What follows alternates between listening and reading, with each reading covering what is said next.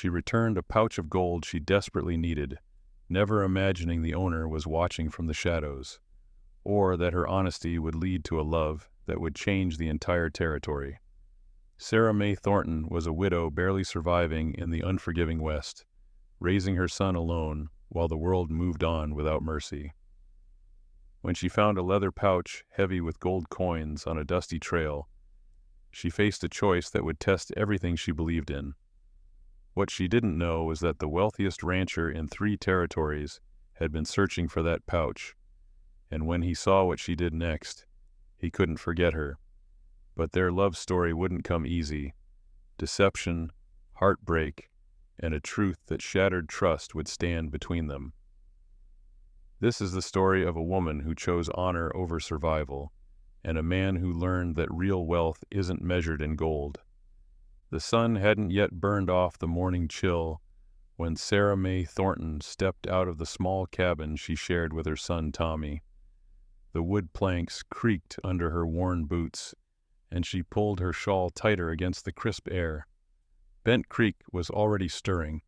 The blacksmith's hammer rang out in steady rhythm, and somewhere down the dirt road, a rooster crowed late.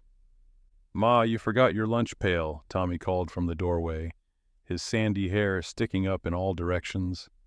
Sarah turned back with a tired smile. "What would I do without you, sweet boy?" "Starve, probably," he said, with the easy confidence of a 10-year-old who didn't yet understand how close to the truth he was. She kissed his forehead and took the pail. "Stay close to the cabin today. Finish your reading lessons." "Yes, ma'am." Sarah made her way down the trail toward town, her skirts gathering dust with each step. She worked 6 days a week at Hutchins' General Store, sorting inventory, sweeping floors, and smiling at customers who barely noticed her. The pay was meager, but it was steady. Since her husband died 2 winters ago, a logging accident that left her with nothing but debts and a boy to raise, steady was all she could hope for. The shortcut through Copper Ridge saved her 20 minutes, and her feet were already aching. She walked quickly, eyes on the path, when something caught the light. A leather pouch, half buried in the red dirt near a juniper bush. Sarah stopped, looked around. The trail was empty, no riders, no wagons, just the wind and the distant cry of a hawk. She knelt down slowly and picked it up. The weight of it made her heart skip. She loosened the drawstring and her breath caught. Gold coins. At least 30 of them, maybe more. Each one stamped with the eagle and shield of the U.S. Mint. Her hands trembled. This was more money than she'd seen in her entire life. Enough to pay off the debts. Enough to fix the roof before winter. Enough to buy Tommy new boots, a real coat, maybe even send him to a proper school back east one day. She sat down hard on a nearby rock, the pouch clutched in both hands. No one had seen her pick it up. No one would know. Her throat tightened. She thought of her husband, how he'd worked himself to the bone trying to provide, how he'd died with dirt under his nails and hope in his heart. She thought of Tommy's face when she told him there wasn't enough for sugar this month. She thought of the long nights, wondering if she'd be enough to keep them afloat. "I could just take a few," she whispered to herself, "just enough to get by." But even as the words left her lips, she felt the weight of them, heavier than the gold. She closed her eyes and exhaled slowly. Her mother's voice echoed in her mind, clear as church bells. "Doing right ain't about who's watching, Sarah. It's about who you are when no one is." Sarah stood up, tucking the pouch carefully into her satchel. Her hands were still shaking, but her jaw was set. She didn't know who the pouch belonged to, but she'd find out. She'd ask around town, check with the sheriff, do whatever it took. Because no matter how desperate she was, she couldn't live with herself if she became the kind of person who took what wasn't hers. The walk into Bent Creek felt longer than usual, each step heavier with the knowledge of what she carried and what she was giving up. When she arrived at the general store, Mr. Hutchins barely looked up from his ledger. "You're late, Mrs. Thornton." "I'm sorry, sir. Won't happen again." She tied on her apron, set the pouch aside in her bag, and got to work. But all day long, through every transaction and every quiet moment, the weight of that gold sat with her. And somewhere, miles away on the largest ranch in 3 territories, a man named Cole Dalton was tearing his office apart looking for the very same pouch. By noon, Sarah had made her decision. She'd asked Mr. Hutchins if anyone had come looking for lost property. He'd grunted a no without looking up. She checked with the postmaster, the livery stable owner, even old Mrs. Caldwell, who knew everyone's business. Nothing. Finally, she went to the sheriff's office. Sheriff Boone was leaning back in his chair, boots on the desk, hat tilted over his eyes. He stirred when the door creaked open. "Mrs. Thornton," he said, sitting up slightly. "Something wrong?"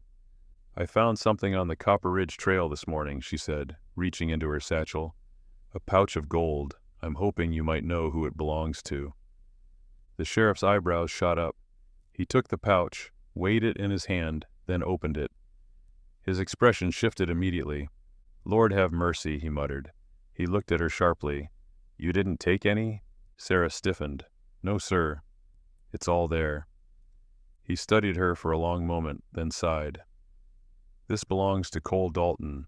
Has his ranch mark stamped inside the leather? See here?" He pointed to a faint brand on the inner flap. "He's been in town all morning raising hell about losing it." Sarah's stomach dropped. Cole Dalton. Everyone in the territory knew that name. He owned the largest cattle ranch from here to Red Mesa, employed half the county, and had more money than the bank itself. "I'll see that he gets it," the sheriff said, standing. Should I wait?" "To return it myself?" Boone gave her an odd look. "No need. I'll handle it. Dalton's a busy man." "Oh, of course." She left the office feeling strangely hollow. She'd done the right thing. She knew that. But there was no relief in it, no warmth, just the same tired ache she always carried. 2 days later, a rider came to the general store. "Mrs. Sarah Thornton?" the man asked. He wore a clean vest and a wide-brimmed hat, his horse sleek and well-fed. "That's me." He handed her a small envelope. "From Mr. Dalton. Good day, ma'am." He tipped his hat and rode off before she could respond. Sarah opened the envelope with shaking hands. Inside was a crisp $20 bill and a note written in neat, angular script. "Mrs. Thornton, your honesty is appreciated. Please accept this as a token of gratitude. C. Dalton." She stared at the money. $20. It was generous, far more than most would offer. But something about the brevity of it, the cold formality, made her chest tighten. No thank you in person, no acknowledgement of what it had cost her to return it, just a payment, like she'd completed a transaction. She folded the bill carefully and slipped it into her apron pocket.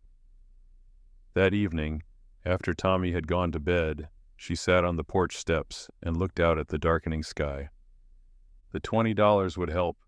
It would buy flour, beans, a little meat, maybe new soles for Tommy's boots, but it didn't feel like enough. Not because she wanted more money, she didn't. It was something else, something deeper.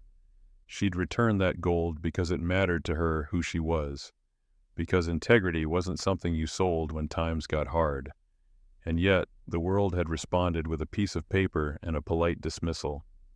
"Maybe that's just how it is," she whispered to the night. "Good people finish last, and rich folks stay rich." A tear slipped down her cheek before she could stop it. She wiped it away quickly, angry at herself for crying. But what Sarah didn't know, what she couldn't have known, was that miles away, in the grand office of the Dalton Ranch, Cole Dalton sat alone by candlelight, staring at the sheriff's report. The name Sarah May Thornton was circled twice in ink, and beside it, in Cole's own handwriting, were 3 words: "Find out more." Sarah didn't expect to see him again. 3 days after the writer delivered the envelope, a stranger walked into Hutchins' general store just before closing. He was tall, dressed simply in dark trousers, a plain cotton shirt, and a worn leather vest. nothing fancy but clean. His hat was pulled low, shadowing his face. "Afternoon," he said, his voice smooth and measured. "Afternoon, sir." "Can I help you find something?" Sarah asked, wiping her hands on her apron. "Just passing through. Thought I'd pick up some supplies." He moved through the aisles slowly, picking up a tin of coffee, some dried beans, a small sack of cornmeal. Sarah watched him from behind the counter. There was something deliberate about the way he moved, careful, observing. He didn't seem like the drifters who usually came through Bent Creek. He brought his items to the counter, and as Sarah tallied them up, he spoke again. "You work here long?" "About 2 years now," she said, not looking up from her ledger. "Like it?" She glanced at him, caught off guard by the question. Most customers didn't make conversation. "It's honest work." "That's enough." He nodded slowly, as if her answer meant something. "Honest work's hard to come by." "So's honest people," she replied, before she could stop herself. The corner of his mouth lifted, just barely. "You believe that? That honest people are rare?" Sarah paused, her hands stilling over the goods. "I believe most folks do what they have to. Honest is a luxury when you're struggling, and yet some people choose it anyway." She looked at him then, really looked at him. His eyes were sharp, intelligent, gray-blue, like a winter sky. There was something unguarded in his expression, something searching. "I suppose they do," she said quietly. He paid, tipped his hat, and left. Sarah stood there for a moment, unsettled. Something about him lingered, not in a dangerous way, but in a way that made her feel seen. He came back the next week. This time, he asked her opinion on which tobacco blend was best. She told him honestly she wouldn't know. Her late husband hadn't smoked. They ended up talking about the weather, the coming winter, how hard the frost had hit last year. The week after that, he came in looking for a book. "A book?" Sarah repeated, surprised. "We don't carry many." "Mr. Hutchins keeps a small shelf in the back. Mind showing me?" She led him to the dusty corner, where a few forgotten volumes sat. A farmer's almanac, a Bible, a worn copy of Ivanhoe, and some dime novels. He picked up Ivanhoe, turned it over in his hands. "You read this?" "Once. Long time ago." "Any good?" "If you like knights and honor and grand gestures," she said with a small smile. "Feels far away from real life, though." "Maybe that's why people read it," he said. "To remember what's worth holding on to." Something in his tone made her chest tighten. She looked away. "You never told me your name," she said. He hesitated, just for a beat. "Most folks call me Cole." "Well, Cole, I'm Sarah." "I know," he said softly. She blinked. "How?" "Your name's on the shop apron," he said quickly, nodding to the stitching above her pocket. "Oh, right." She felt foolish. He bought the book.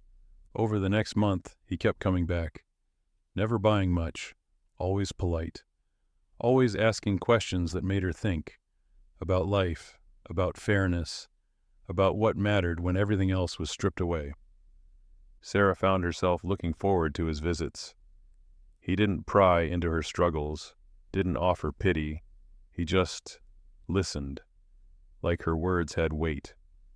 One afternoon, as he left, Mr. Hutchins grunted from his desk. "That fella's sweet on you." Sarah's cheeks flushed. "Don't be ridiculous. I've seen enough to know," the old man muttered. "Question is, what are you going to do about it?" Sarah didn't answer, but that night, lying in bed, she let herself wonder, just for a moment, what it might be like to be seen not as a widow, not as a charity case, but as a woman worth knowing.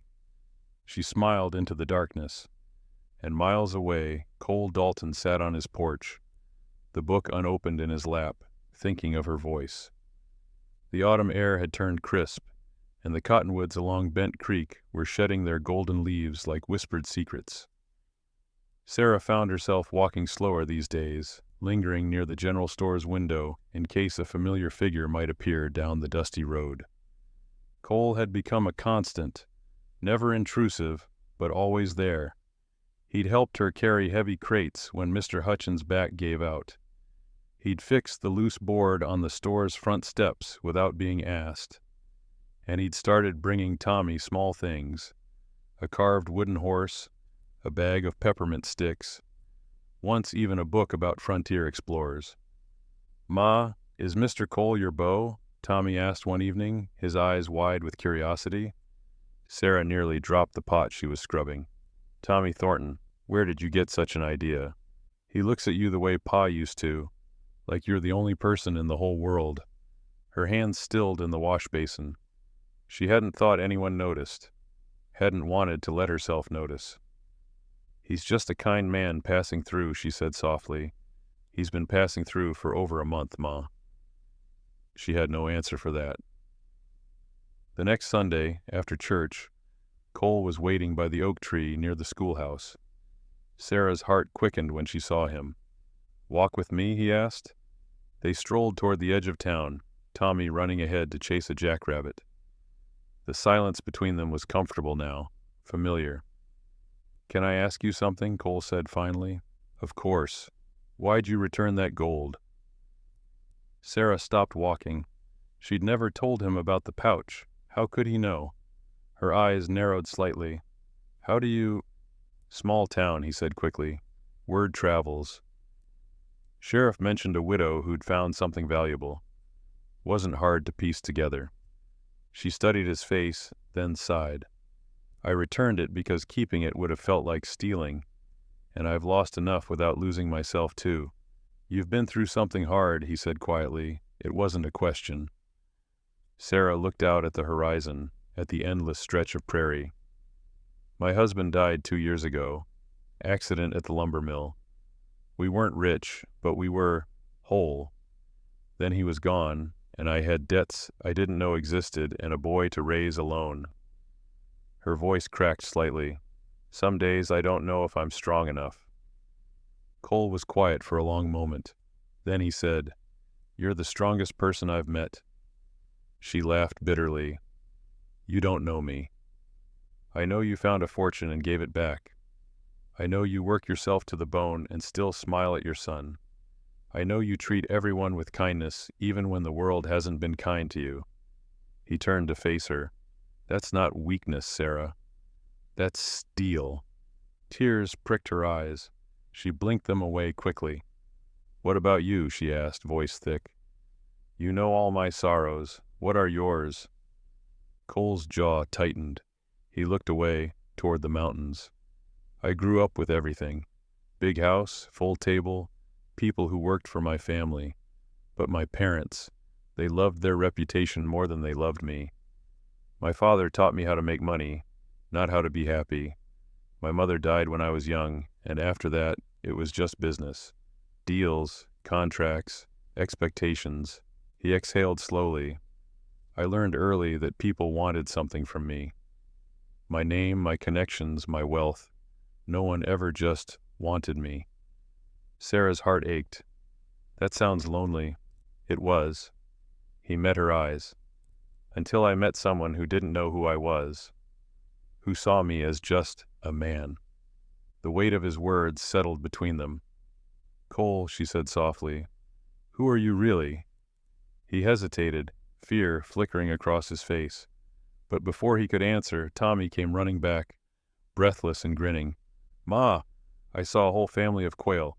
Can we go look?" The moment broke. Cole smiled gently. "Go on. I'll see you soon." As Sarah walked away with her son, she glanced back once. Cole stood there, hands in his pockets, watching her with an expression she couldn't quite name.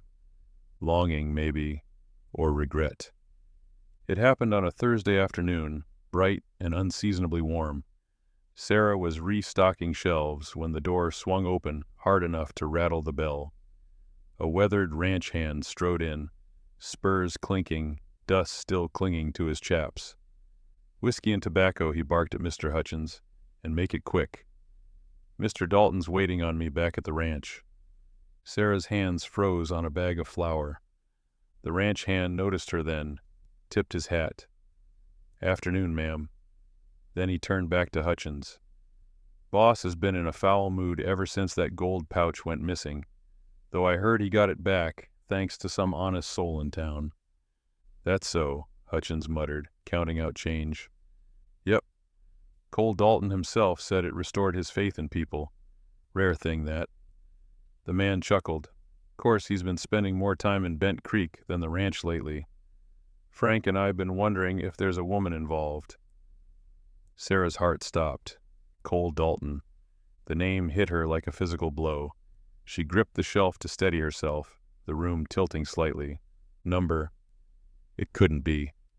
But even as denial flooded her mind, the pieces clicked into place with sickening clarity.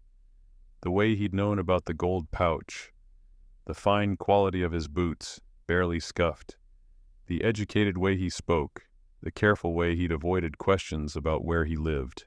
Cole Dalton, the wealthiest rancher in 3 territories, and he'd been lying to her for over a month.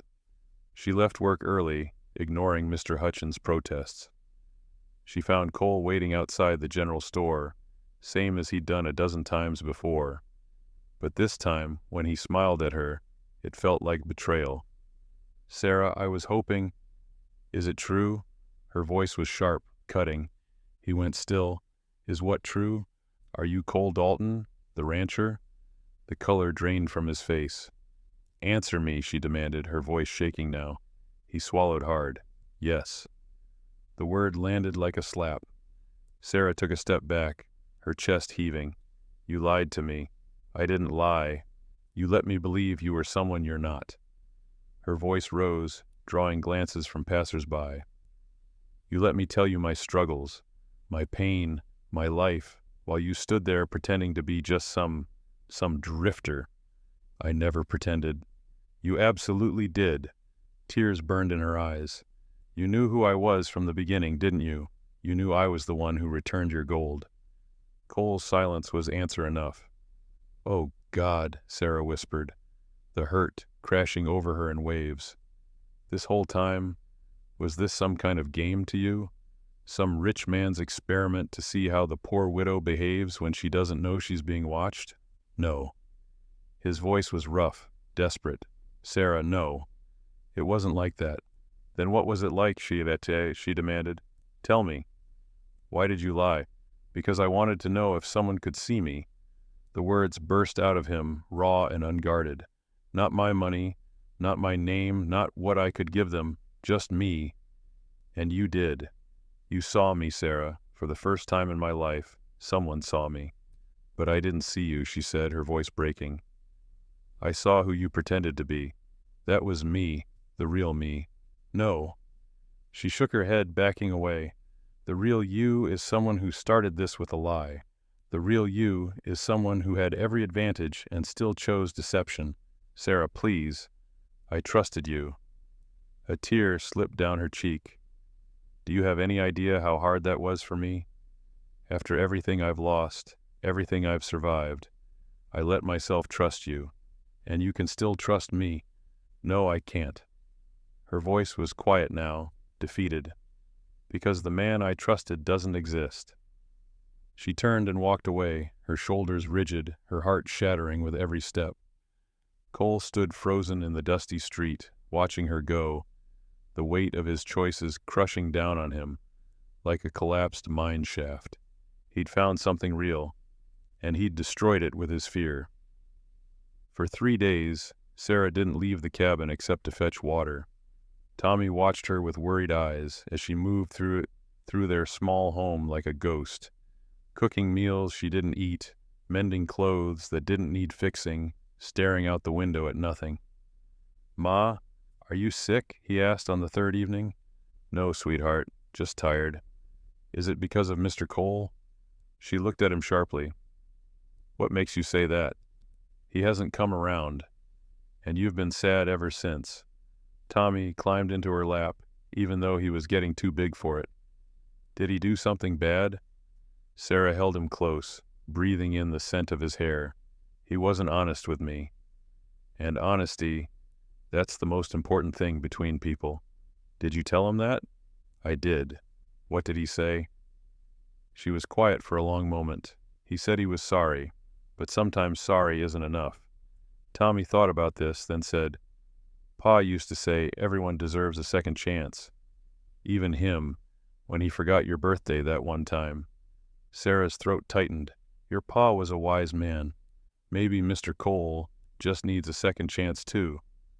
She kissed the top of his head but said nothing. The letter arrived the next morning.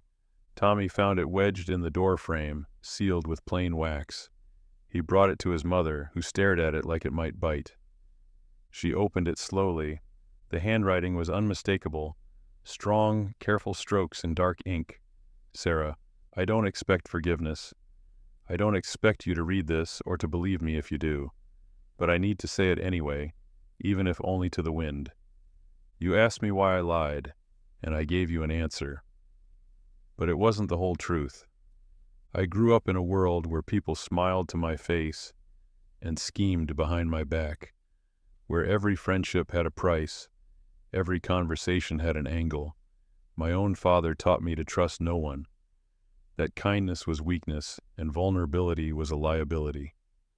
When I lost that pouch of gold, I was furious, not because of the money, but because it felt like proof that the world was exactly as cynical as I'd been taught to believe. And then you returned it. You, who had every reason to keep it. You, who needed it more than I ever could. You gave it back without hesitation, without asking for anything in return. It shook something loose in me, Sarah. Something I didn't know was still alive. So yes, I sought you out. And yes, I hid who I was. But not as an experiment, not as a game. I did it because I was terrified that if you knew my name, you'd see me the way everyone else does. As a bank account, a business opportunity, a means to an end. I wanted to be seen for who I am beneath all of that. And you did see me. You saw the parts of me I'd forgotten existed. I know I hurt you. I know I broke your trust. And I know that love built on deception isn't love at all. But what I felt, what I feel, is real. More real than anything I've known. If you never want to see me again, I'll respect that. I'll stay away. But if there's even the smallest part of you that believes people can change, that believes a man can learn to be better, then meet me at Copper Ridge, where you found the pouch, Sunday at dawn. I won't come as Cole Dalton, the rancher. I'll come as the man I am when I'm with you, the one who feels alive for the first time in years.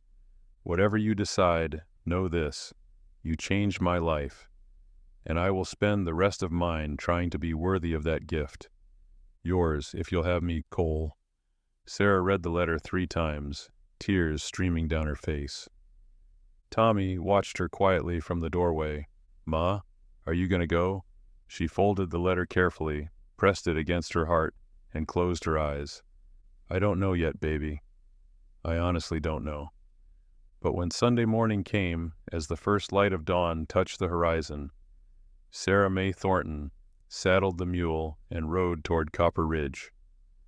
The sun was just breaking over the ridge when Sarah arrived, painting the desert in shades of rose and gold. The air was cool, carrying the scent of sage and juniper. Cole was already there. He stood beside his horse, hat in his hands, dressed simply in the same clothes he'd worn the first time they met. No expensive coat, no silver spurs, just a man waiting at the edge of hope.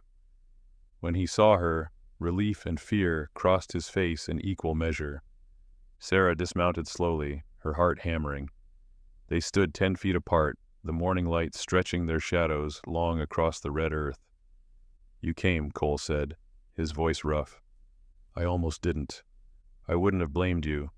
Silence settled between them, heavy with all the words they'd said, and all the ones they hadn't.